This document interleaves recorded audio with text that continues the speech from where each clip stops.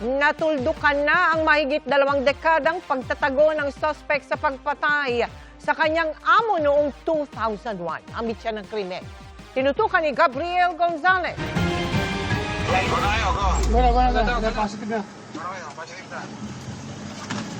Sa hudyat ng tawag ng operatiba, agad sumugod ang mga pulis sa isang bahay sa Bypass Road, Barangay Pignay, Valenzuela kahapon. Natunto ng mga otoridad ang lalaking senior citizen na subject ng bitbit nilang warrant of arrest dahil sa kasong pagpatay sa kanyang amo noon pang 2001.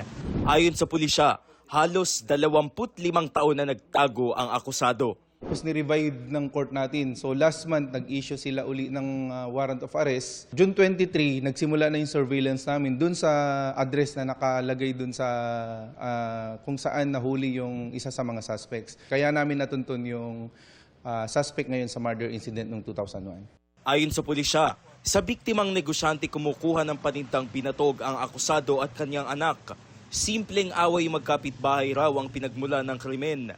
Kinompronta raw ng nooy 44 anyos na biktima ang lalaki at 3 iba pa dahil sa hinalang sila ang pumatay sa aso niya. Pinuntahan pa umano ng biktima ang akusado sa kanyang bahay para kumprontahin at doon na raw humantong sa pananaksak ang kanilang away. Nung paalis na yung victim natin during the confrontation, pagtalikod niya, ayun, hinabol ng mga suspects natin ng stab. Ayon sa akusado, nagawa niya ang krimen para sa kanyang anak na nauna raw na pinagbuntunan ng galit ng biktima. Hindi ko na po sana siya papatulang kasi po pumunta po siya sa bahay namin, naghahamon at ng bato. Bigla po akong pinormahan.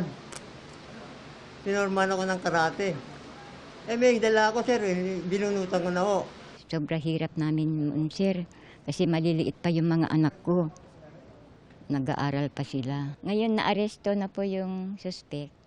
Makakamit na namin ng hustisya. Nakakulong na sa San Jose del Monte Police Station ang akusado na nahaharap sa kasong murder. Tinutugis pa ng pulisya ang 2 pang subject din ng warrant of arrest. Gabriel Gonzalez, nakatutok, 24 oras.